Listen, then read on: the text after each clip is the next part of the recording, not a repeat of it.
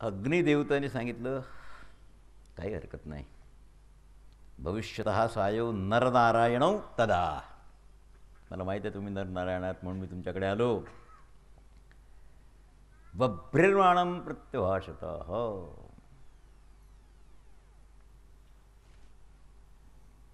पूर्वदेव विभावसो संप्रातो मानुष्यलोके. सांप्रत तुम्ही मनुष्यलोकात मनुष्य म्हणून आहात, पण तुम्ही ना जीव ना माणूस.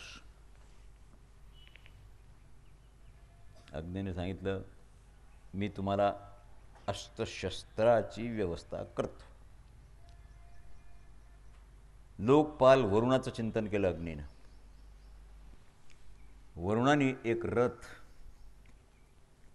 4 नंबरचे लोकपाल आहेत जलेश्वर वरुण, दिव्य धनुष्य ज्याला गांडीव म्हणतात, अक्षय भाते 2 बाण ठेवण्याचे, आणि कपियुक्त ध्वजा, हनुमंतराच्या ध्वजेवर आहेत ती ध्वजा, आणि सुशोभित सोमेन राज्ञायत दत्तम धरुवी तत प्रच्छान शीघ्रम रथम कपिलक्षणम. कपिलक्षणानं युक्त ध्वज, जो कुठेही अडकत नव्हता, कधी फाटत नव्हता, काही नाही. गांडीव बाणाने भरलेले, भाते सगळं देऊन सांगितलं आता विश्वकर्म्यांनी खूप तप केल्यानंतर इदमित्थम, आणि चंदन रथावर आरूढ झाल्यानंतर वगैरे हा रथ तुला दिला आहे, सांभाळतो. अर्जुना, या रथाला 4 श्वेतही पांढरे अश्व आहेत, पण हे जर युद्धात मेले तर यांच्या जागी दुसरे 4 पत्ता न लागता आपोआप सेवेला येतात. जसं एखादं बोईंग आहे, त्याला डबल इंजिन असते, ट्रिपल इंजिन असते. एखाद्या वेळेला ॲक्सिडेंटली एक इंजिन बंद पडलं, काहीही न करता ॲटोमॅटिक दुसरं वर्किंग होऊन जातं. घोडे तर 4च दिसतात, भगवंताने अर्जुन केला श्वेतैर्हैर्युक्तैः.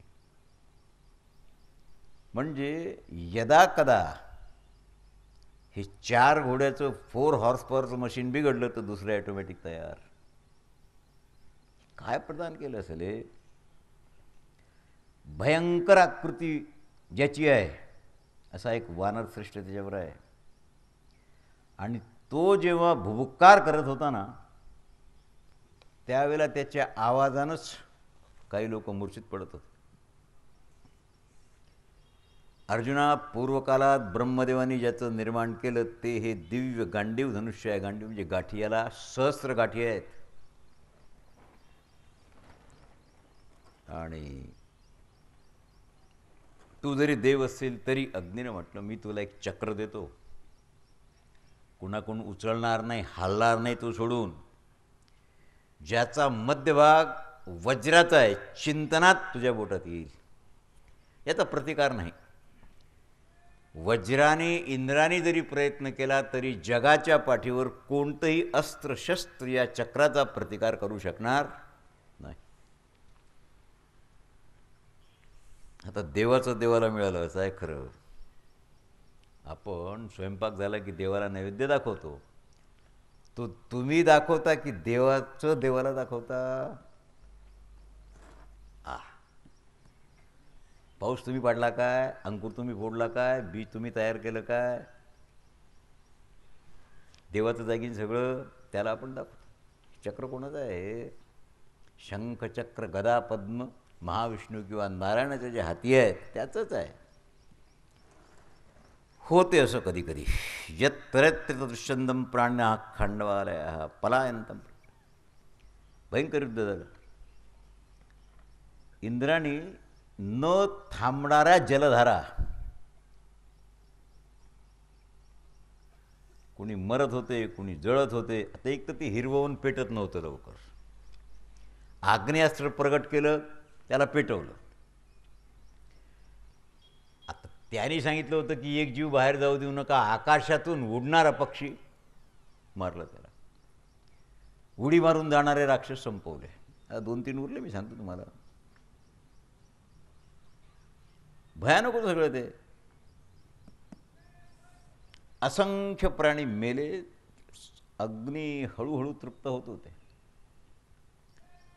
इंद्राने जेव्हा पाहिलं की हे पार पडत नाही म्हणून दिक्पालांना आवाहन केलं, मृत्यूपासून, कुबेर, वरुण. युद्ध तर झालंच. बाणाचा मंडप तयार करून पाऊस पडू दिला नाही आणि अग्नी विजू दिला नाही. न शशांक निर्गतम निर्ध्वर्जुन विक्रमक्षगायन माताम निर्गीय भजगात्मनाजा. गंमत काय झाली, अर्जुनाच्या बाणानं जखमी झालेली रुंदलेली एक सर्पिण तिनं तिच्या पिलाला गिळून घेतलं, उडी मारली. अर्जुनाची दृष्टी गेल्यावर मारलं. सर्पिण मेली, पण तिच्या मुखात जे पिलू होतं ते निष्ठून बाहेर गेलं पळून. कट्टर वैरी अर्जुनाचा. आणि ज्या दिवशी कर्णाबरोबर युद्ध झालं, सर्पाकार बाण कर्णाने लावला, शल्य सारथ्य करत होते, त्यावेळेला शल्याच्या लक्षात आलं की या सर्पाकार बाणावर एक सर्प येऊन बसलेला आहे, कर्णाला माहीत नाही. त्यांनी कपाळाचा वेध धरला. शल्याने सांगितलं, युद्ध संपवायचं असेल तर नेम बदल, कंठाचा नेम धर, युद्ध संपून जाईल. कर्णाने सांगितलं, शल्या तू राजा आहेस, मला सगळं कबूल आहे, म्हातारा आहे, सगळं कबूल आहे, पण मी कर्ण आहे, एकदा धरलेला नेम बदलत नसतो. बाण सुटला. अर्जुनाला जो किरीट इंद्राने दान दिला होता, स्वर्गात 5 वर्ष होते तेव्हा, खाली पडला, उचलला नाही तो. इंद्राने दिलेला किरीट काय मूल्य असेल, उपर्ण डोक्याला गुंडाळलं आणि युद्धाला तयार झाले.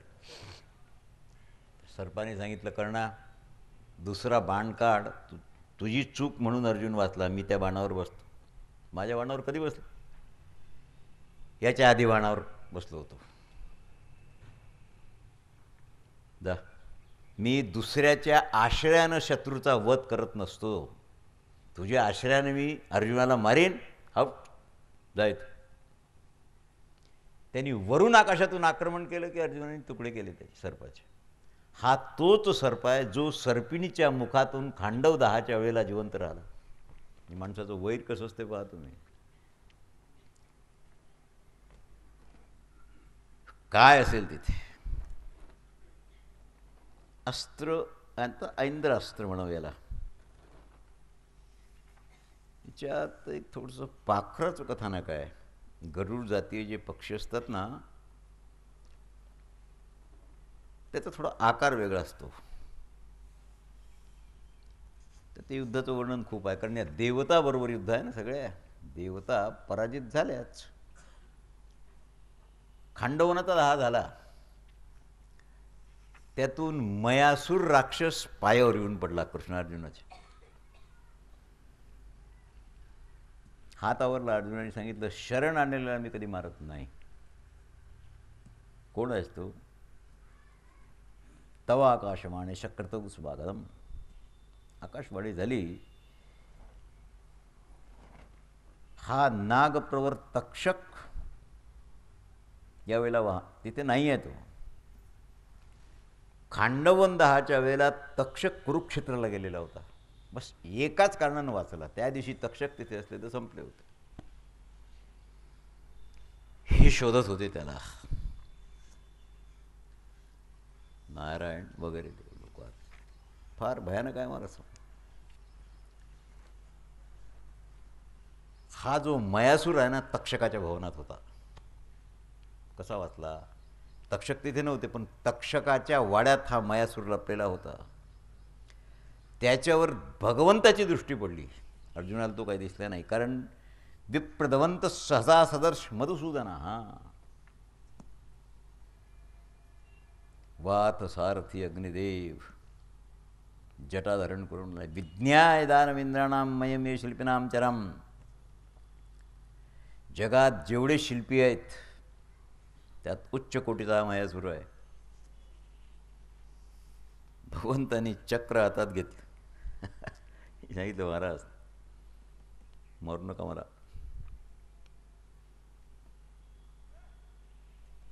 मला जीवदान द्या. मी तुमचे सखा अर्जुन धर्मराज आदी यांचं एवढं मोठं कार्य करील जगात कोणी करू शकणार नाही. एक अश्वसेन नाग, एक मयासूर आणि 4 शार्ंग पक्षी वाचले होते. आता हे पक्षी काय वाचले तर फार मोठं कथानक आहे. शार्ंगोपाख्यानात एक मंदपाल नावाचे मुनी होते. त्यांची एक उपपत्नी जरिता शार्ंगिका नावाची त्या वनात होती. आता हे कसं घडलं? ती तशी पक्षिणी आहे, पण मंदपाल मुनीद्वारा 4 पुत्र झाले होते तिला. मंदपालाने अग्नीची स्तुती केल्यानंतर अग्नीला संपर्क झाल्यानंतर कन्फर्म केलं त्यांना जीवदान. कोणी नाही वाचलं बाकी. मंदोपालोवाच त्वगमे सर्वलोकानां मुखत्वयासी हव्यवाट अग्निर्वै देवानां मुखम. तू भगवंताचं मुख आहेस. मी तुला प्राणाची भिक्षा मागतो. माझे हे 4 पिलं लेकरं काय असतील तर. जरिता आदी. आणि मग भूमी तयार झाली सगळी. सगळं तयार झाल्यानंतर काय कराल त्याचं? म्हणजे देताना धृतराष्ट्राने कोणती भूमी दिली त्याला माहीत होतं की याला कोणीही वसवू शकत नाही. खांडव प्रस्थाला कोणी जाळू शकत नाही, समतल भूमी करू शकत नाही आणि तिथे प्रजा येऊ शकत, हे सगळं जाणवत होतं. म्हणून ते दिली होती त्याला. सातान कुशलान सर्वांयुक्त. अरे काय अश्रुणिमुचे तेषाम दर्शनास पुनः पुनः. हा याप्रमाणे जेव्हा हे कार्य आटोपलं तेव्हा इंद्र आले. इंद्राने सांगितलं, भगवंता मला विसर पडला असं नाही, कारण तू जेव्हा गोकुळात होतास ना ते मला आठवते. वामकरी गोवर्धन उचलीला. पण माणसाचा नियम आहे, त्याच्या स्वामित्वाची वस्तू कुणी अपहरण करील तो सहजासहजी देत नाही. धर्मराज इंद्रप्रस्थ मागत होते ना त्याला, धृतराष्ट्राला. बाकीचं काही मागतच नव्हते. तुझं मला द्यायचा प्रश्नच नाही. आणि मग यमुनेच्या तटावर आला. इंद्रांनी आशीर्वादही दिला, काही वरदानही दिले, सगळं झालं. मरुद्गण आदी. मयासुराने सांगितलं, भगवान काय करू मी तुमच्याकरता? अर्जुन एवढं बोलले इंद्राला, महाराज प्रदांतमशच्च शक्रस्तु कालम चक्रेम महाद्युती. मला सगळ्या प्रकारची दिव्यास्त्र हवी आहेत. इंद्राने 1 मिनिट विचार केला. सांगितलं, अर्जुना सगळी दिव्यास्त्र तुला प्राप्त होतील आफ्टर सम टाईम. तू स्वर्गात येशील. कोणी सदैव येत नाही, तू येशील. आणि येशील तो भगवान भोलानाथाची कृपा झाल्यावर येशील, शंकर दर्शन झाल्यावर येशील. तुझ्या चित्तात ज्या ज्या अस्त्राची शस्त्राची अभिलाषा आहे ते सगळे तुला तिथे मिळतील. यदा प्रसन्नो भगवान महादेव भविष्यती तदा तस्मात् पांडव वास्त्राणी सर्वशः. मी सगळं देईल तुला. येणार आहे समजतो. अहमेवेच कालम वेश्यामी क्रोधन तपसा महता चापी दानसत्नी बहुत. अर्जुना तू प्रसन्न राहा. आणि थोडंसं बोलणं भगवंताचं आहे, स्वतः करता नाही. देव म्हणतात इंद्राला, इंद्रा या पांडवांचा उत्कर्ष हो. काय कोणाचा उत्कर्ष हो? माझा. पांडवांचा उत्कर्ष हो. अग्निदेव तृप्त आणि प्रसन्न आहेत. तृप्तीनंतरची प्रसन्नता वेगळी असते. अतृप्ती प्रसन्नता कधी नाही. हा जो आदी पर्व आहे यात अनुष्टुप छंदाचे उत्तर भारतीय पाठातून घेतलेले 7,870 श्लोक आहेत आणि तंजावरच्या दक्षिणेच्या पाठातले घेतलेले 71 श्लोक आहेत. मी तुम्हाला सांगितलं होतं पहिल्या दिवशी, कलकत्त्याची प्रत, काश्मीरची, श्रीनगरची प्रत आणि तंजावरची, ह्या 3 प्रतीचा समन्वय करावा लागतो, कारण थोडा फरक साहजिक आहे. द्वैपायना पुष्ट सुक्तम पुण्यम पवित्रधाम पांडव शिवाय. भगवान श्रीकृष्ण द्वैपायन व्यास, याचा महिमा स्वर्गारोहण पर्वतापर्यंत. एकीकडे तर माणूस वेदज्ञ, अनेक शास्त्रांचा जाणकार, ब्राह्मणांना गोदान करणारा पुण्यवान. किती पुण्य होते त्याला.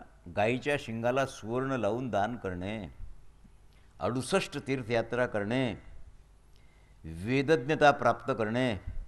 राजा, हे सगळं पुण्य एका बाजूला, आणि आदी पर्वाचं कथानक ऐकल्यानंतर त्याचं पुण्य एका बाजूला, हे तराजच दोन्ही सारखे आहेत. हा श्लोक स्वर्गारोहण पर्वाचा आहे, शेवटचा. या महाभारताच्या आदिपर्वात नीलकंठीच्या साक्षीनं, कारण जिथे जिथे अडचण पडते तिथे निदान मी तरी नीलकंठीचाच आश्रय घेतो, दुसरा आश्रय नाही आहे. जवळजवळ 8,890 श्लोक आहेत, पण ही टोटल मी सांगितली त्याप्रमाणे आहे. महाभारताचे जे अनुरागी आहेत, जगात जेवढी विद्या असेल, जेवढं शास्त्र असेल, जेवढं ज्ञान असेल, जे काय असेल नसेल ते,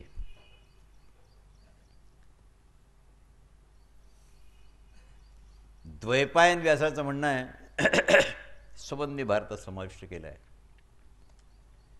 आणि जन्मेजयाकरता माझा शिष्य वैशंपायनाला मुद्दामून पाठवलं, कारण त्याला कधी विस्मृती होत नाही. जसं तुमचं टेप रेकॉर्डर आहे की नाही, जसं तसं तुम्ही लावल्यावर वाजेल की नाही, तसं हा एकही शब्द न सोडता प्रवचन करू शकतो. म्हणून मी याला जन्मेजयाकडे पाठवलं आहे.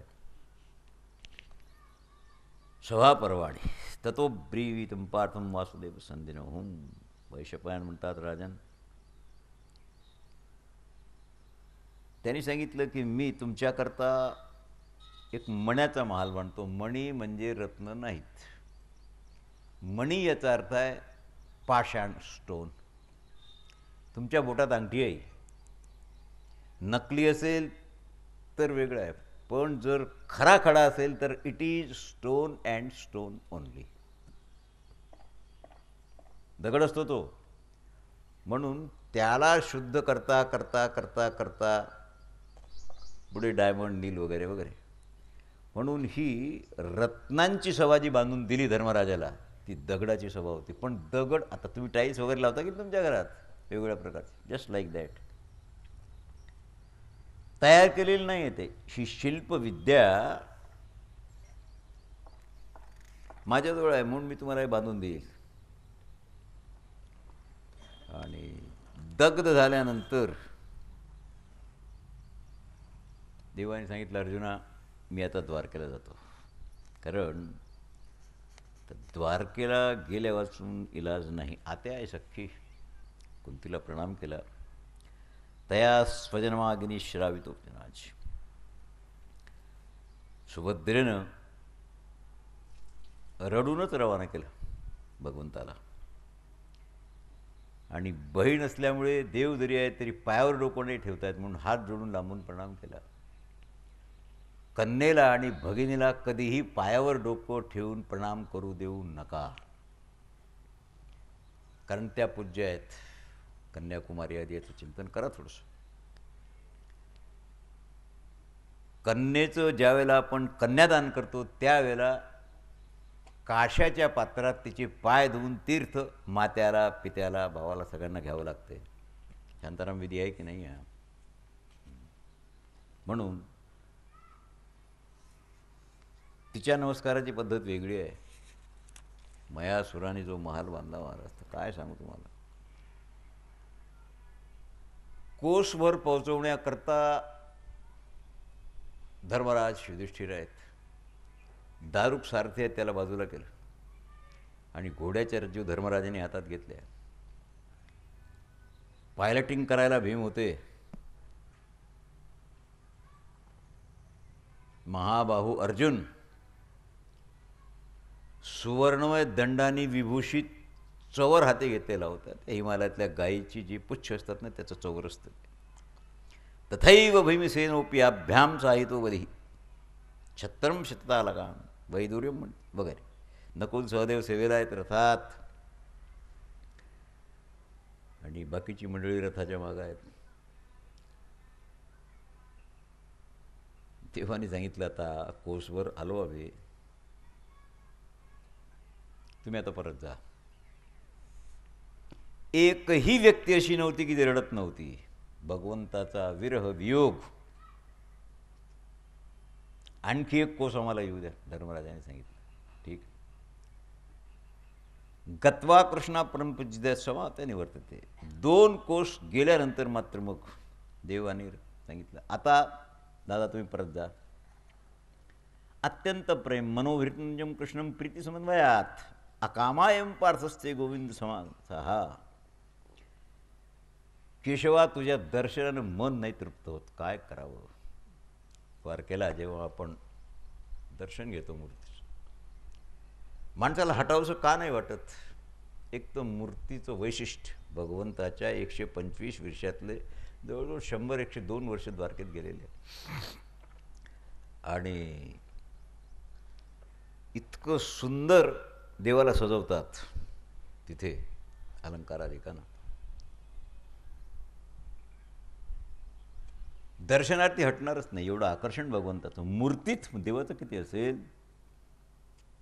ततोहु नयनाभिराम भगवान.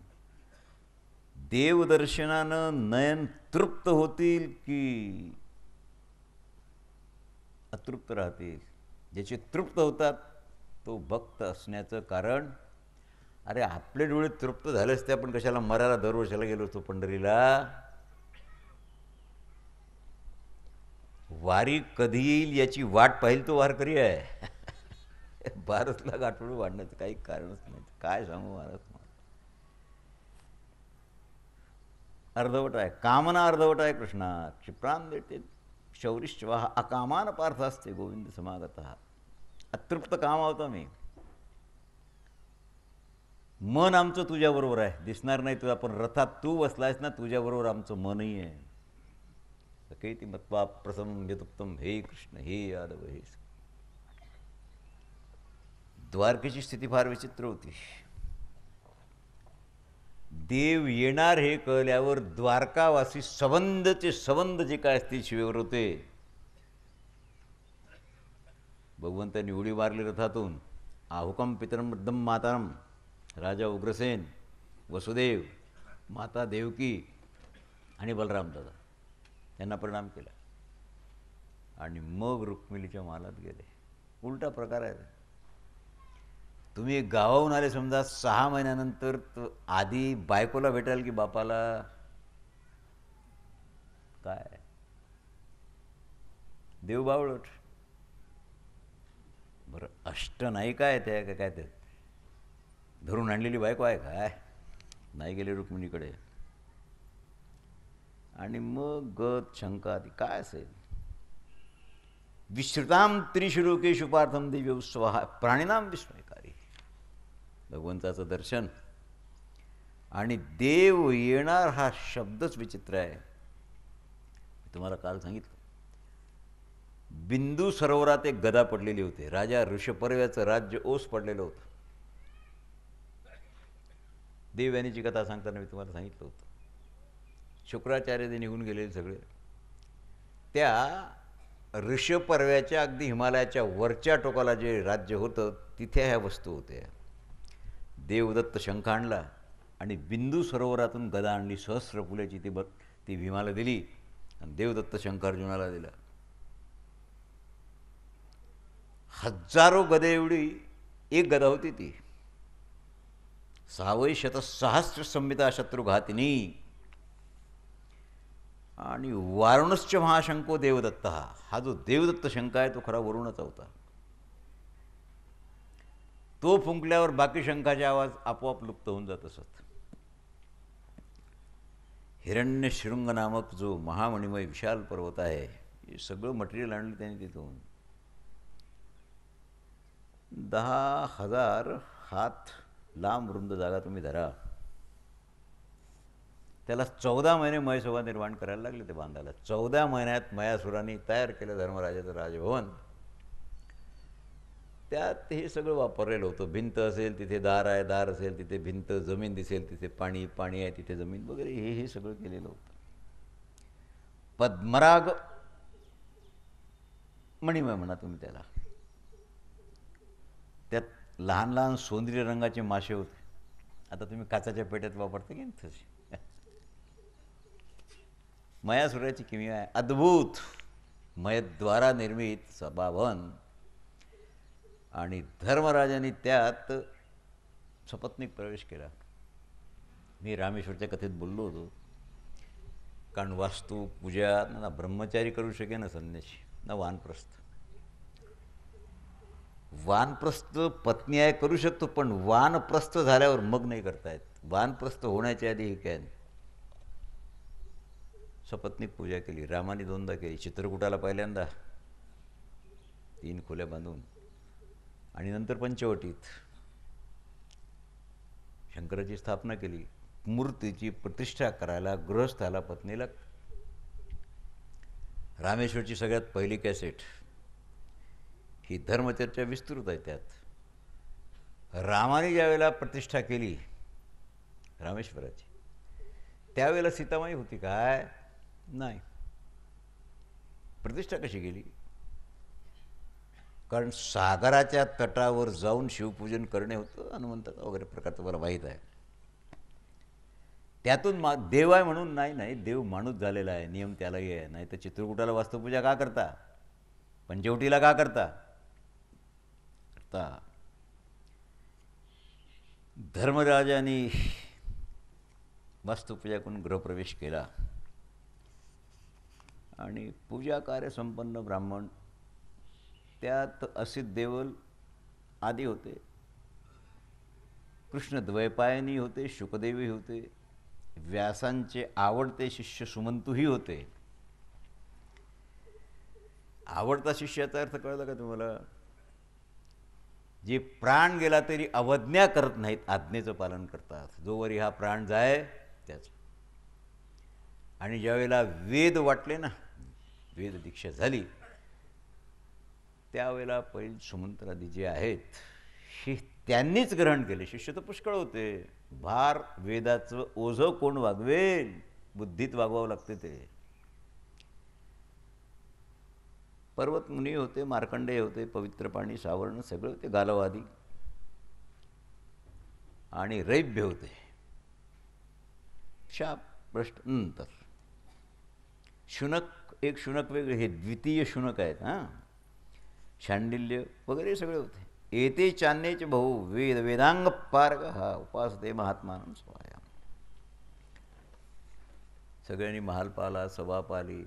आश्चर्य तर आहेच. नारदोवाच कश्चिदार्थ कल्पनते धर्मते रमते मन हा सुखाने चा भूतान मनुष्य व्यन्यते. नारदाने सांगितलं, राजन तुझं धन हे यज्ञदान, कुटुंबरक्षा आवश्यक कार्य आहे. ते सगळे या निर्वाहाकरता तुझ्याजवळ व्यवस्था आहे का? सगळी तुझ्या इच्छेप्रमाणे भोग तुला भोगता येतील काय? कारण तुझं मन भगवत चिंतनात लीन आहे. जे भगवत चिंतनात लीन आहे त्यांचं फार लवकर दिवाळं निघते. ती तुकोबारा पाहिजे त्याला बरे झाले देवा निघाले. तर कसं निघालं तिथं तर काय सांगू मी तुम्हाला. वृत्ती एका विषयाला ग्रहण करते एका वेळेला. 100 गुलाबाच्या पाकळ्या घेऊन छिद्र पाडलं तर त्यात अवकाश असतो, 1 आफ्टर 1. वृत्ती 2 विषय कधी ग्रहण करतच नाही. तुझ्या वृत्तीत भगवत भजन आहे आणि ही जबाबदारी आहे राज्याची. ही 2 कामं तू एका वेळेला कशी सांभाळशील? नरेश, त्रिवर्ग सेवनाचा उपयुक्त समय, कालाचा विभाग करावा लागेल. त्रिवर्ग दक्ष स्मृतीत त्रिवर्गाचं वर्णन आहे, त्याचं विवरण नीलकंठाने वेगळं केलेलं आहे. काल विभाग दाखवला. पूर्वान्नेत्वारवे धर्मम मध्यात हेतुपार्जित साया हे चाचरेत काममित्वा वैदिकी श्रुती.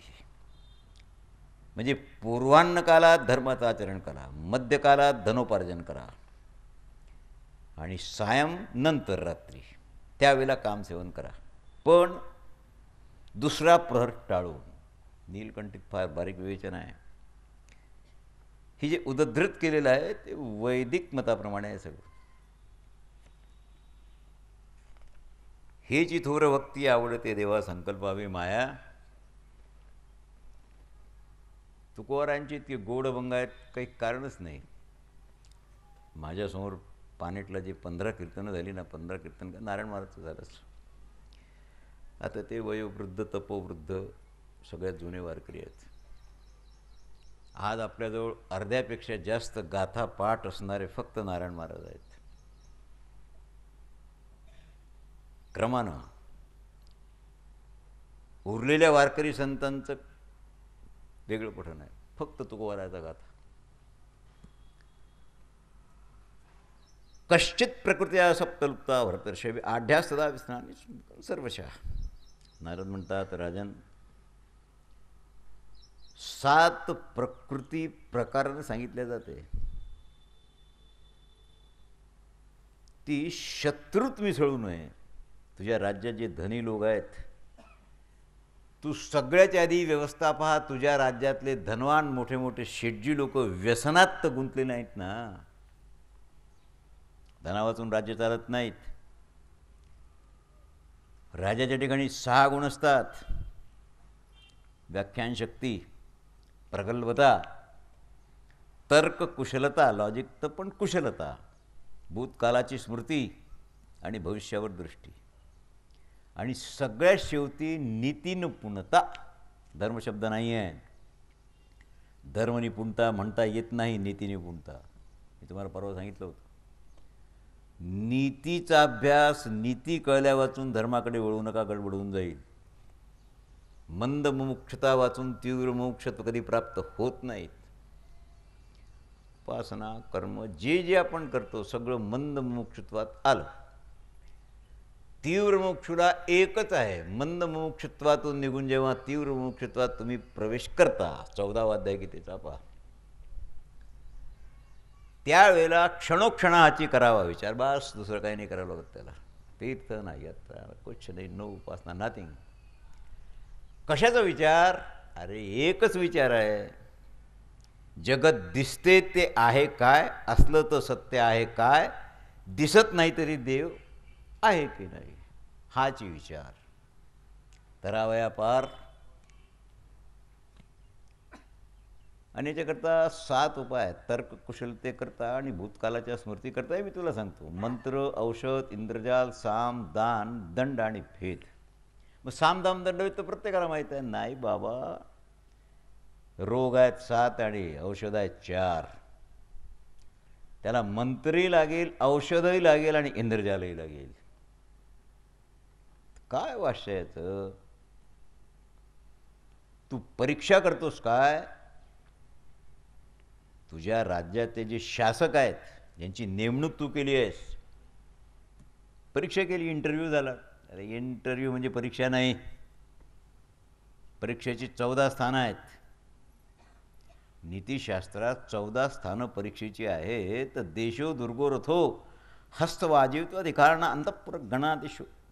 देश, दुर्ग, रथ, काय तुमचे पशु, हत्ती, घोडे वगैरे असतील, आणि सैनिक शूर आहेत की नाही, मरणाला भीतात काय, पगार न दिला गेला तर निघून जातात काय, अधिकारी आणि अंतःपुराचे अधिकारी. काही अधिकारी अधिकारी आहेत, पण जिथे स्त्रियांचा वास आहे, राण्या राहतात, राजकन्या राहतात, त्याला अंतःपुर म्हणावं. या अंतःपुरावरचे अधिकारी कोण आहेत? अन्नाची गणना आहे की नाही? समजा 3 वर्ष दुष्काळ पडला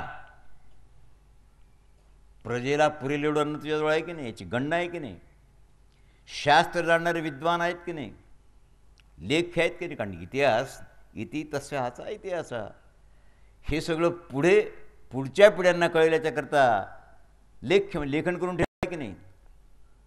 धन आणि असू म्हणजे बल, याच्यावर एक अधिकारी तर नाही नेमला. हे 14 प्रकार आहे, त्याच्यावर 14 अधिकारी नेम आणि वेळोवेळी यांची परीक्षा कर. मी कालकृक्षीय मुनीचा इतिहास काल तुम्हाला सांगितला. राजाचे जे कोश असतात, धन असते, त्याची वृद्धी आता आपला विषय नाही तो पण थोडासा आहे. शेतीचा विस्तार, व्यापाराची आणि व्यापाऱ्यांची रक्षा. बरं, दूररचना वगैरे ते जाऊ द्या, पण वनरक्षण अतिमहत्त्वाचं. वनरक्षण नसेल पाऊसच नाही पडणार. जे जड जवाहीर आदी आहेत, यांच्या ज्या खाणी आहेत, त्या खाणी कोण विकत तर नाही घेतल्या, कोणाचा अधिकार तर नाही राजाचा सोडून त्या खाणीवर. आणि जी तुम्ही कर वसुली करता, लँड रेव्हेन्यूपासून इन्कम टॅक्स वगैरे सगळं धरून घ्या, ही तुझी प्रजा उत्पन्नाच्या 6वा भाग तुला देते की नाही, नाहीतर चालणार नाही. स्वामी, मंत्री, मित्र, कोश, राष्ट्र, राजा त्यालाच म्हणतात जो या 7 अंगांनी परिपूर्ण आहेत. मी वेळोवेळी तुम्हाला सांगतो, शिवाची 7ही अंग पूर्ण होती. शत्रू बाहेरून शिरू नये म्हणून 7 जलदुर्ग निर्माण केले शिवानी. 7 जलदुर्ग आहेत, काही रुईन आहेत पडलेले. तिथे तोफापासून सगळी व्यवस्था होती का? नावेतून शत्रू कुठून आले?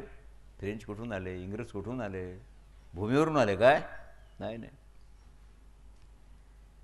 राजा तू असमयाला निद्रेच्या अधीन तर होत नाही. साधकाची दशा उदास असावी, उपाधी नसावी. दुपारी झोप कशाला म्हणतात? नसावी बासर निद्रा बहुभाषण. बासर म्हणजे काय? वासरमणी म्हणजे सूर्य. वासर निद्रा म्हणजे सूर्य माथ्यावर असतो त्यावेळेला दुपारची झोप. नसावी बासर निद्रा, बासर कॉमा नाही, नसावी बासर निद्रा, मग कॉमा, मग बहुभाषण. दुपारी झोपत तर नाहीच ना. धर्मराज, प्रजेकरता त्यांच्या हिताकरता आवश्यक कर्तव्य काय, हे रात्रीच्या 4थ्या प्रहराला जागून चिंतन करत जा. कारण त्यावेळेला स्मृती फ्रेश असते, ताजी. 6 तास झोप झाली असते. आणि तुझी जी गुप्त मंत्रणा आहे, कामित्यन्ने का कश्चिन बौद्धिसह कश्चिन ते मंत्रितो मंत्रो राष्ट्रपती, ती तू जी मंत्रणा 2 कानाच्या माणसाबरोबर करतो, ती 4 कान सोडून 6 कानापर्यंत जात नाही ना.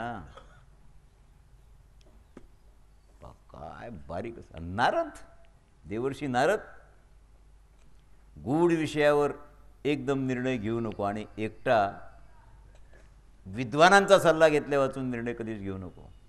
कश्चिदात निश्चिताम, तुला राज्याकरता धन लागेल. मूलधन आपण ज्यात लावतो, ते मूलधन वरच्या धनाला निर्माण करते की नाही. घाईनं काम नको करू कोणतंच. शेतकरी, मजूर, श्रमजीवी जे आहेत, जाण आहे तुला त्यांची. महान अभ्युदय आणि उन्नती स्नेहपूर्ण सहयोगानं निर्माण होईल. आश्वासनानं नाही, स्नेहपूर्ण सहयोग लागेल. त्याला अनुग्रहित करावं लागेल.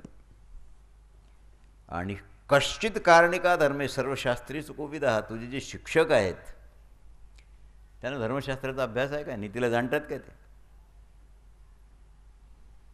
आणि या शिक्षेसहित स्वतःचा बचाव कसा करावा हे शिक्षण त्यांना दिले जाते की नाही. कुमाराश्च योधमुखांश सर्वशः, युद्धाचे शिक्षण त्यात अभिप्रेत आहे. अर्थसंकटाला तोंड देण्याकरता म्हणजे शत्रू पक्षाचे मंत्री, पुरोहित, सेनापती, द्वारपाल, अंतर्वेशिक वगैरे वगैरे. यादी तशी 18ची आहे. सीमापालक आणि वनरक्षक, सीमेचं रक्षण करणारे वनरक्षक. राजा, पवित्र याचक, यजमान आणि स्त्रिया, आणि राज्यात काही कामाचारी पुरुष असतात, वाह्यत पुरुष असतात, त्यांच्याबरोबर तिरस्कारपूर्ण व्यवहार नको करू, समजूत घालावी लागेल. सामनीतीचा वापर कर. कठोरपूर्वक तुझे अधिकारी जर वागतील, अनादर होईल. आणि वेळ सोडून असमयाला ब्रह्मदेव जरी असेल तरी कुणी ऐकून घ्यायला तयार राहणार नाही. पुरस्कृत कर त्यांना. काय, तुझ्या हिताकरता मृत्यूचंही वरण करणारे तुझ्याजवळ योद्धे आहेत काय? पार्ष्णिग्राह, पार्ष्णिमूलं च विज्ञाय व्यवसायं पराजयं भारस्य च महाराजा दत्वा वेत्म समग्रम. हा हा, पार्ष्णिग्राह आदी. पार्ष्णिग्राह म्हणजे राजाच्या समोर उभं राहून मी तुझा मित्र आहे म्हणणारे नाही, त्या समुदाय असतो. त्या समुदायात मी परवा तुम्हाला थोडा अंश सांगितला होता. पराजयमूलक व्यसनांचा स्वपक्षात अभाव असा अर्थ आहे शब्दाचा. म्हणजे शत्रूचे मित्र, शत्रूचे शत्रू, या 6 व्यक्ती असतात. तू कुणावर विश्वास ठेवतो, पृष्ठभागाचे की समोरचे? क्रमशः पार्ष्णिग्राहासार आणि आक्रंदासार म्हणतात त्यांना, मागून रक्षण करणारे आणि मुखपृष्ठाचं दोन्ही. 12 राजमंडलाला पार्ष्णिमूल असं म्हणावं. नीतिशास्त्रानुसार व्यसन 2 प्रकारचे असतात, दैव आणि मानुष. दैव व्यसनाचे प्रकार 5, तशी क्षत्रियाकरता 18 प्रकारची व्यसनं आहेत, 10 कामज आणि 8 क्रोधज. पण या श्लोकापुरतं दैव व्यसन अग्नी, जल, व्याधी, दुर्भिक्ष आणि महामारी हे दैवी व्यसन आहेत. आग लागली, कोण लावली? दंडीकंप झाला, पूर आला, दुर्भिक्ष पडलं, महामारी, रोग आला, हे दैवी व्यसनं असतात. पण मानुषी व्यसनं 5 प्रकारचे आहेत. मूर्ख पुरुष, चोर, शत्रू, राजाचे प्रिय व्यक्ती आणि राज्य लोभानं जवळ वागणारे, यांच्यापासून सावधान राहावं लागेल. हा ढंग भारत कौमुदीत याचं जरा वेगळं वर्णन आहे थोडंसं, मे बी. राजा, जेवढं राजाला उत्पन्न होईल त्यातलं 1/4 25% शिल्लक टाक, आपत्कालाकरता टाकावं लागेल. शेतकऱ्यांना अन्न आणि बीज नष्ट होणार नाही याची खबरदारी घे. हे 5000 वर्षापूर्वीचं आहे. दुःखी स्त्रियांना सांत्वन दे, थोडीशी मदत कर. प्रजानात, दुसऱ्या आणि तिसऱ्या प्रहरात काय करतो तू रात्रीत? कारण गाढ निद्रेची वेळ असते ती. एवढी गाढ निद्रा नाही की ज्याच्यात पाय वाजल्यावर जाग येणार नाही. श्वान निद्रा घे. श्वान निद्रा म्हणजे कुत्रा झोपला पण जागी असतो लेखाचा. हरणाप्रमाणे सावध राहा आणि काकाप्रमाणे चतुर राहा. काक म्हणजे कावळा, एत म्हणजे हरिण. पथ्य भोजन आणि औषधी सेवन, कुणी कितीही आग्रह केला तरी औषध व्यर्थ जाईल जर पथ्य राहणार नाही तर. नरेश्वर, कश्चिन आर्थिक प्रार्थी म्हणजे याचक, प्रत्यर्थी म्हणजे राजाकडून मिळालेली वृत्ती बंद झाल्यामुळे होणारं दुःख. वृत्ती म्हणजे नोकरी काय असेल ते, ती बंद झाली की मग दुःखी होतो माणूस. मग तुमच्याकडे चक्रा मारतो, मुंबईला आम्हाला भाऊ नोकरी होती वगैरे, लावून द्या, एवढी करा, घ्या द्या, काय असेल ते. 2 प्रकारची माणसं तुझ्याकडे येतील, मल, मूत्र, जिव्हा, नेत्र, शब्द आणि स्पर्श. हे चिकित्सेचे प्रकार आहेत.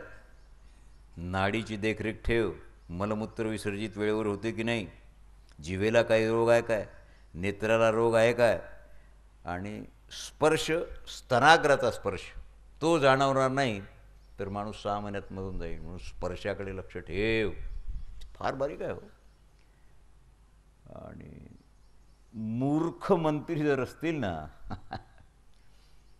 कारणच नाही, चोरीचा अपराध लावून खोटा आरोप घेऊन एखाद्या धनवानाला कैदेत तर नाही टाकत, किंवा ज्यांनी खरा अपराध केला त्याच्याजवळून धनरुवानं धन घेऊन त्याला सोडून तर नाहीत देत कैदी होऊन. दोन्ही प्रकार सांगितले. युधिष्ठिरोवाच कथम वै सफला वेदा कथम वै सफला धनम कथम वै सफला दारा कथम वै सफलम शुतम. युधिष्ठिर म्हणतात, महाराज एक विचारू काय? तुम्ही सांगितलं ते अमृतापेक्षा गोड आहे, पण मी विचारू. वेद कसे सफल होतात, धनाची सफलता कशी होते, स्त्रीची सफलता कशी मानावी, आणि शास्त्रज्ञान कसं सफल होईल. नारद म्हणतात, अग्निहोत्रात फला वेदात मुक्तात फलम धनम रतिउत्तर फलादारा शील उत्तम फलम शुद्धम. वेदाची सफलता अग्निहोत्रानं होईल, दान आणि भोगाची सफलता धनानं होईल, स्त्रीची सफलता रती आणि पुत्रप्राप्तीनं होईल, शास्त्रज्ञानाची सफलता शील आणि सदाचार. सदाचार म्हणजे शास्त्रसंमत आचार. धर्म आणि अर्थाचे ज्ञाता असावर पाहिजे. राजा, तुझ्यावर कोणी उपकार केला असेल त्याचं स्मरण ठेवतोस ना? मला आठवत नाही. नाही, असं कधी व्हायचं नाही आहे. संक्षेपात सिद्धांताचं प्रतिपादन आहे. षडनर्थला महाराजा कश्चित ते प्रश्नता कृता निद्रालस्य भयम क्रोधम मार्दवम दीर्घसूत्रता. धर्मराज, निद्रा, आळस, भय, क्रोध, कठोरता आणि दीर्घसूत्रता हे 6 दोष असतात. कारण हे दोष घडले तर माणूस नंतर पश्चाताप करतो. वैशंपायनो वाच. काय सांगावं आता. प्रव्यपादावासी तुष्टो राजा पार्सम जन्मेजया. महात्मा युधिष्ठिरानी ब्रह्मपुत्र वीणावादक नारद प्रणाम केला चरणात. सांगितलं, महाराज मी तुम्हाला निमंत्रण दिलं नाही, प्रवचन करा म्हटलं नाही, जीव घातलं नाही, प्रार्थना विनंती केली नाही. काय सांगू आता संतांचे उपकार. मग निरंतर तुम्ही आले, एवढं गोड अमृताप्रमाणे प्रबोधन केलं. वास्तविक मी तुम्हाला बोलवावं, महाराज मला 2 गोष्टी सांगा. ते नाही झालं. तुमची संतांची आमच्यावर एवढी कृपा आहे, एवढी कृपा तर भगवंताची नाही. देव कृपेचा सागर असेल, पण यावर उदपानो सर्वतो संप्लुतो दकैः. काय सांगू. एवं यो वर्तते राजा चातुर्वर्णस वगैरे. जिज्ञासा आहे तर यात हे सोडून द्यावं लागेल. इंद्र सभेचं वर्णन आहे, यमाच्या सभेचं वर्णन आहे, वरुणाच्या सभेचं वर्णन आहे, ऐश्वर्याचं वर्णन आहे, आणि सगळ्यात चांगली सभा धनपती कुबेराची आहे त्याचंही वर्णन आहे. त्याच्या सभेला गुह्यक उचलून नेऊ इच्छुक होते ते दुसऱ्या ठिकाणी. 8800 गुह्यक होते. ते सभा दुसऱ्या ठिकाणी नेऊन ठेवत. काय असेल ते. आणि सगळ्याच्या शेवटी ब्रह्मदेवाच्या सभेचं वर्णन आहे. सांगितलं, राजा ब्रह्मदेवाची सभा रूपानं सांगितल्याही जात नाही आणि दिसतही नाही. फक्त एक ब्रह्मदेवाची सभा मानसिक संकल्पानं झालेली आहे, क्रियेनं कृतीनं कर्मानं झालेली नाही. आणि त्या सभेत जे बसतात त्यांचा एक विशिष्ट अधिकार असतो, तेच ब्रह्मसभेत प्रवेश घेऊ शकतात. राजन, अकार उकार मकार अर्धमात्रा नाद बिंदू आणि शक्ती हे प्रणवाचे 7 प्रकार आहेत. पुन्हा सांगतो तुम्हाला. अकार, उकार, मकार, वरची अर्धमात्रा, नाद, बिंदू आणि शक्ती. अथवा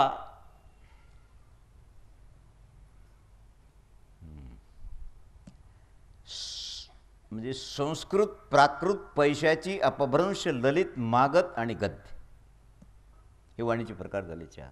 अथवा म्हणजे आयदर ऑर कार आहे. तुम्हाला वाणीचे प्रकार, कारण परापश्च मध्यम आणि वैखरी झाली की नाही. अरे वाणी चार, तन्मात्र आधी मिळून काय म्हणून संस्कृत, प्राकृत, पैशाची वाणी, अपभ्रष्ट वाणी, ललित, मागधी आणि गद्य. हे वाणीचे प्रकारही आहेत आणि विशेषताही आहे. आदिती, दिती, धनुवादी सुटत राजन. जीवनात सत्य सगळ्यात महत्त्वाचं आहे. युधिष्ठिरोवाच. कारण यांच्याजवळ कोण कधी हे काही सांगता येत नाही. कारण म्हणतात मी हरिश्चंद्राला भेटलो स्वर्गात. हरिश्चंद्राच्या बाजूला राजा पंडू बसलेले होते. महाराज दिव्य दर्शन आहे. हा लोक थोडंच आहे काही. तर शरीर जळलं तुम्ही, हरिश्चंद्राचंही जळालं असेल, पण दिव्य देहानं दिव्य दृष्टीला जे दिसतात ते मला 2 राजे दिसले. हरिश्चंद्राच्या बाजूला पंडू होते. सूर्यपुत्र यमाच्या सभेत अधिकांश राजे लोकच आहेत. वरुणाच्या सभेत नागांची सरिता हा सागर असता. अधिकांश नाग आणि दैत्येंद्र आहेत. सरिता समुद्रही आहेत. तथा धनोपदेशां गुह्यका. कुबेराच्या सभेत गुह्यक, राक्षस, गंधर्व आणि अप्सरा. आणि भगवान शंकराची उपस्थिती असते. कारणच आहे की कुबेर हे शंकराचे सेवक आहेत. धन कुबेराचे. अरे कुबेराला धन कुणी दिलं? महादेवांनी दिलं आहे. ता वर्णायाम ता. ब्रह्मदेवाच्या सभेत फक्त महर्षी, संपूर्ण देवगण आणि शास्त्र उपस्थित आहेत. दिव्य अंगानं सगळे शास्त्र आहेत, पुस्तक रूपानं नाही आहेत. शक्कस्य तु स्वायाम देव हा उद्योगश्च. इंद्राच्या सभेत अधिकांश देवता आणि विभिन्न गंधर्व, काही महर्षी. महामुने, महात्मा, देवराज इंद्राच्या सभेत तुम्ही एकमात्र हरिश्चंद्राचंच नाव घेतलं. सांगितलं मी तुला आधीच सांगितलं, ऋषी होते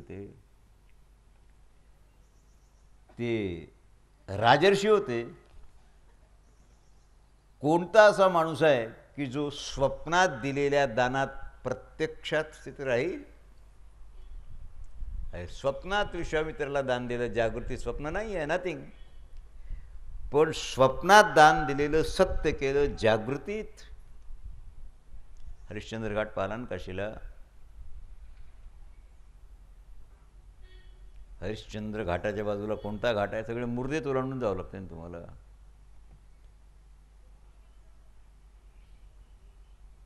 एक पैसा कर घ्यायचा आहे.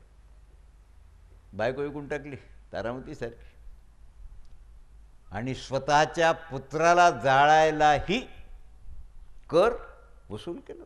काय सत्य, पण सत्यवादी करी संसार सकळ.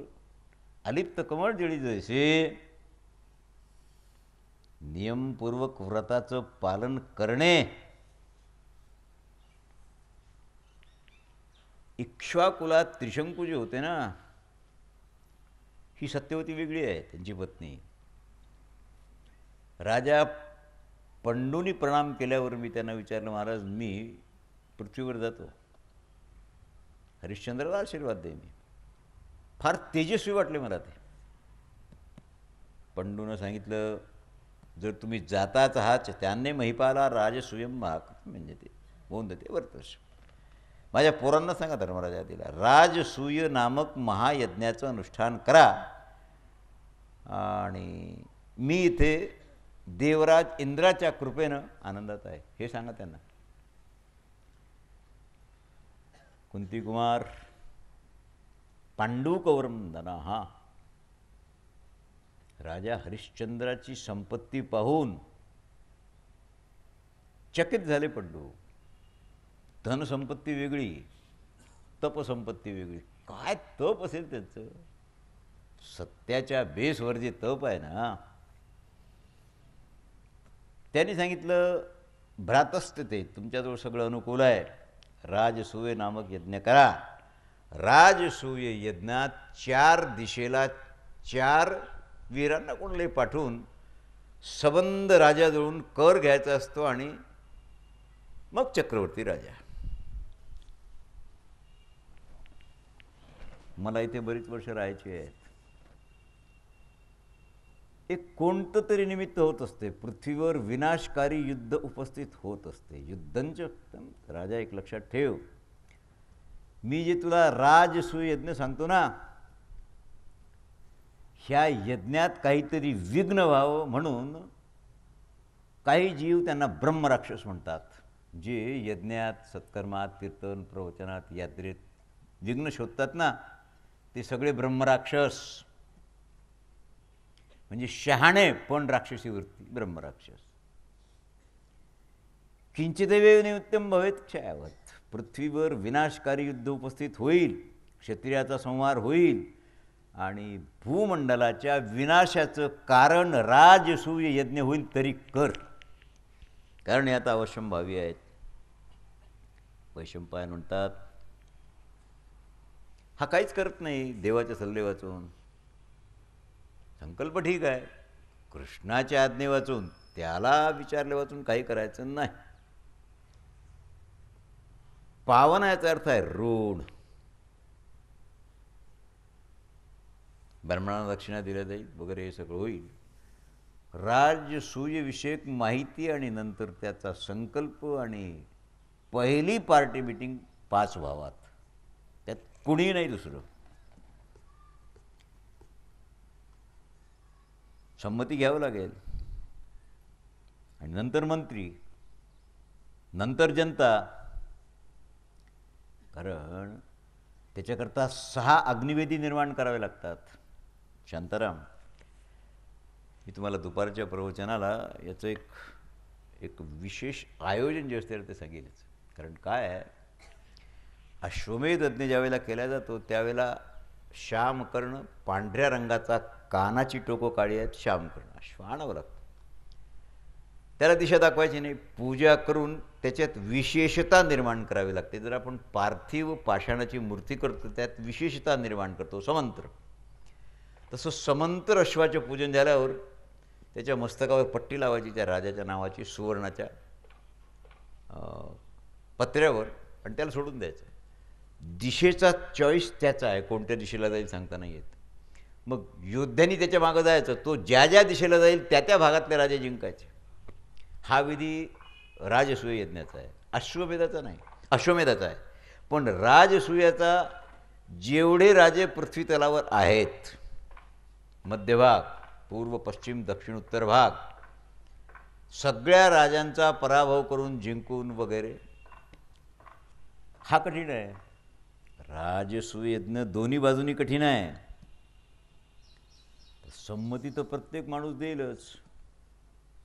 हा अभिषिक्त राजा जो असतो ना, राजसूय यज्ञाचा अभिषिक्त राजा वरुणाचा ग्रेडचा होतो. दिक्पालात मोजला जातो तो. तेन राजान पिते कृष्णन सम्राटन चिगृष्यती. का? अरे नृपतिर्वारुणम गुणवृच्छती. राजा वरुण आणि हा मोरगणाभिषिक्त राजा, राजसूयज्ञ केलेला. ज्याप्रमाणे भगवान वरुण दिक्पाल आहेत. किती दिशा आहे, किती लांब आहे वरुणाची दिशा, पश्चिम दिशा, कोण नाही सांगू शकणार. तो अधिकार याला प्राप्त होतो याकरता फार कठीण असून फारच अल्प अश्वमेध यज्ञ शेकडो राजांनी केले. राजसूय यज्ञ कोण करतो? अनिवार्य. धर्मराजांनी सांगितलं, पित्याचा आदेश आहे, युद्ध काय जे होईल ते. पण राजे पंडू आपले पिता आहेत, त्यांच्या आज्ञेचं पालन करावं लागेल. भवताति सामान्य यज्ञ हा कार्यसंनिश्चयात कार्यस्य कृष्णमेव जनार्दन सर्वलोकात परमात्मा गावान मनसा हरिम अप्रयम महाबाहू कामात जनतंत्र. पोरांनो, महाबुद्धिमान राजा युधिष्ठिर, ते म्हणतात आपली शक्ती सीमित आहे, साधनं सीमित आहे, देशकाल काही जमणार नाही. भगवान जनार्दन श्रीकृष्ण माझ्या मते त्यांच्या पुढे कोणीच नाही. उत्तमात उत्तम, उत्तम पुरुषस्त्वन्यः. अक्षरात अक्षर उत्तम कसं लावाल? द्वाविम पुरुषोलोकी क्षरश्चाक्षर, क्षरच सर्वाणी भूत आणि कुटस्थोक्षर. आता हा जो उत्तम पुरुष आहे परमात्मा, तो साकार आहे, साक्षी चेतन आहे. मग धर्मराज कसं बोलले, उत्तमात ना अक्षर ना अक्षर, पण क्षराक्षरात उत्तम आहे. क्षरात अक्षर आहे पण अक्षरात क्षर नाही. आणि धर्मराज विशेषणाने सांगतात, उत्तम राजा, उत्तमात क्षरक्षर नाहीस, पण अक्षर रूपानं जो परमात्मा नियामक आहे, नियमन करतो, त्यात उत्तम आहे, म्हणून मी श्रीकृष्णाकरता उत्तम असं बोललो. त्याच्याकरता काही असं येच नाही. सर्वशक्तिमान एक भगवान कृष्ण आहेत, निवेदन करावं लागेल. प्राण्यांचे गुरु कृष्णम वंदे जगत, द्वारकावासिनी कृष्णम द्वार त्या समाचनम दूता प्राप्त यादवान. कोणाला पाठवायचं भगवंताकडे? दूताला. तुम्ही मला टेलिफोन केला, महाराज आम्हाला आज कीर्तन पाहिजे, देता काय? खाली यावं, मी रिकामे यावं, आम्हाला होका बेका काही नाही, पण इन्सल्टिंग वाटते टेलिफोनवर कीर्तन कसं काय द्यावं? लक्षात ठेवा, देश कालाची महत्ता आहे. मागच्या महिन्यात माऊलीच्या समाधीसमोर मी कीर्तन केलं. हर्षातिरेक मी स्वतःला समजतो. आपण शेकडो कीर्तन केले आळंदीला केले, माऊलीच्या समाधीसमोर किती केले, महत्त्वाचं आहे. आणि समाधीसमोर कीर्तन, तेही ज्ञानेश्वरी पारायणाच्या निमित्ताचं कीर्तन पहिलं. कीर्तनकार घाबरला तो कीर्तनकार आहे, आणि हर्ष झाला असेल मग संत आहे. तुम्हाला चिंतेचं कारणच नाही, चिंता करिता हरली नारायण आहे. तुम्ही समर्पित व्हा माऊलीच्या समाधीसमोर, कीर्तन तुमच्या मुखातून तो करून घेतो. आता प्रत्येकाला ना कॅसेट पाहिली ना, कोण कीर्तन करतो? कीर्तनकाराचं कीर्तन नाही ते, माऊलीची कृपा प्राप्त साधकाचं कीर्तन म्हणा. प्रीत प्रीतेन सुहृदारमेन इंद्रसेवनश्च वैशंपायन म्हणतात. कोणाला पाठवावं? प्रेम संबंध आणि नाते संबंध. आता भाऊ कसं करता? ज्ञानेश्वर भाऊ, 2 ज्ञानेश्वर भाऊ झाले, आणि दोघंही माझे, आणि दोघांचा मी, दोघांनाही विचारतो. प्रेम संबंध आणि नाते संबंध भागवत नका आणूमध्ये, कारण तुम्ही भागवतात विशेषता प्राप्त केली आहे, मला माहिती आहे दोघांनी. आय नो व्हेरी वेल. मला स्वाभिमान काय तुमचा, नक्कल नाही करत, पण कृपा आहे. गुरुकृपा निर्मळ भागीरथी. आता याचं भागवत नाही ऐकलं मी, फार इच्छा आहे माझी कॅसेट. तुमचं ऐकलेलं आहे, कुठे ऐकलं ते विचारू नका. देगावला किती भागवतं झाले माझे, तुमचं थोडंच ऐकलं. पण तरी माझा काय लागायचा, वाईट स्वभाव आहे, मी खराब माणूस तर आहोच. ज्याची इच्छा आहे ती मी पूर्ण करूनच घेतो. येण केण प्रकार येण, मग ते लपून ऐकू की प्रगट ऐकू, तुझंही तसंच ऐकेल. याचं कारण आहे ना, तुम्ही फार मर्यादेशील पोरं आहात आणि उत्तम मुमुक्षु आहात. मी समोर असल्यावर तुम्ही मन खोलून बोलू नाही शकणार. गौतम बुद्ध पत्नीला दीक्षा घ्यायला गेले, आनंद सोबत होते, चुलत भाऊ 4-5 वर्ष वडील होते. त्याला दीक्षा दिली तेव्हा करार केला होता त्याने, मी एक क्षणही तुझ्या वाचून राहणार नाही. पण पत्नीशी बोलायचं होतं. 12 वर्षांनंतर घरी परत आले, लेकराला सोडून गेले, एवढ्या बायकोचा त्याग केला. 12 वर्षाचा म्हणजे क्रोध संग्रहित होता तिच्या. तेव्हा सांगितलं तू काही माझ्याबरोबर येऊ नको. त्यांनी सांगितलं आपला करार आहे, आजच्या पुरता करार मोड. ती तुझी सून आहे, मोठा भाऊ आहेस तू माझा, तुझ्यासमोर ती मोकळं बोलू नाही शकणार. तू असताना तिचा क्रोध प्रगट नाही होणार. पतीवर जो सप्रेम क्रोध असतो, पत्नीचा गडबड आहे, तिसऱ्या माणसासमोर तू राहा माग. आणि मग महाराज अर्धा तास जे लेक्चर गौतम बुद्धाने ऐकलं ना, तृप्त झाले परवाच्या पावसासारखे. आता तिचे आक्षेप, डझनानं आक्षेप. मी तुम्हाला नाही म्हटलं असतं का, मला जागा का नाही केलं, सांगून का नाही केलं, वगैरे वगैरे वगैरे. गौतम बुद्धाने सांगितलं, अगं गच्छती ती गंगा, खूप पाणी वाहून गेलं गंगेत, आता गेलेल्या पाण्याला कशाला आणते परत, खूप पाणी वाहून गेलं, आता फ्रेश वॉटर आहे गंगेचं, याचा विचार कर, नंतर दीक्षा दिली. म्हणून चोरून तुमचं ऐकणं बरं आहे. प्रगट गडबडून तुम्ही पाहाल माझ्याकडे आणि सांगाल कथा गडबडून जाईल. कारण संताची गुरुची आदरयुक्त भीती असते. साधू संतांना स्वाभिमान पाहिजे. याकरता मी तुम्हाला प्रश्न विचारला, प्रेमसंबंध आणि नातेसंबंध दोन्ही ट्रू आहेत. तुम्ही प्रेम संबंध श्रेष्ठ हे म्हणालच, आणि मी जर म्हटलं की नातेसंबंध श्रेष्ठ आहेत, तर कृष्णार्जुनाचा प्रेम संबंध आहे की नातेसंबंध आहे की दोन्ही आहेत? सख्खे आते भाऊ मामे भाऊ आहेत ना, नातेसंबंध सिद्ध झाला. प्रेम संबंधाच्या बाबतीत काय बोलावं, शब्दच नाहीत बोलायला. म्हणून अतिशय गोड आंबा, हापूस फारच महाग आहे आता, आणि त्यात साखर टाकली, जास्त गोड होईल की बेचव होईल बुवा? गेली हापूसची चव. काय खातो पत्ता लागणार नाही. हापूसचा स्वाद वेगळा आहे, साखर टाकल्यावर स्वाद बिघडला. एका बाईकडे मी जेवायला गेलो, त्या माऊलीनं वाटीच्या म्हणजे वाटीवर वरणात घाबरून साखर टाकली. माझ्या आयुष्यात मी पहिल्यांदा, बरं सुनबाई, वरणात साखर टाकलेली पाहिली. मी वाटलेलं का जास्त खाऊनच पाहा वरण कसं लागते. त्या दिवसापासून जो चटका लागला मला बुवा, तेव्हापासून चमच्यावर साखर वरणात खातो. खाईत वैश्वदेव करतो आपण. वरण नाही टाकायचं, वरण नाही टाकायचं, भात घ्यायचा, तूप घ्यायचं आणि वैश्वदेव करून घ्यायचं, आणि मग वरण टाकायचं भातात. वरण कालवलेल्या भाताचा वैश्वदेव होत नाही. कांद्याच्या भाताचा वैश्वदेव कराल तुम्ही उद्या. वरण चांगलं आहे, वैश्वदेवाचा भात बिघडून जाईल ना. कारण ते मग प्राणाहुतीला कोणता, आहुतीला 2 आहुती द्यावे लागतात की नाही तुम्हाला. धर्मराज म्हणतात हा आपला नातेसंबंधी आहे आणि प्रेमसंबंधी आहे रे बुवा, आणि तुम्ही म्हणता कोणाला पाठवा आणि भगवंताचा सल्ला घ्या. कौन जाएगा, तुमचं कौन बनेगा करोडपती आहे की नाही तुमच्याजवळ? कोण जाईल द्वारकेला? धर्मराज हे नाही बोलले मी जातो, नाही नाही नाही. मोठ्या माणसाला शिष्यांना सगळ्यांना मान पहिल्यांदा द्यावा लागतो. धाकट्यांना, तू धाकटा आहेस ना, पहिला हिस्सा तू उचल. कोण जाईल?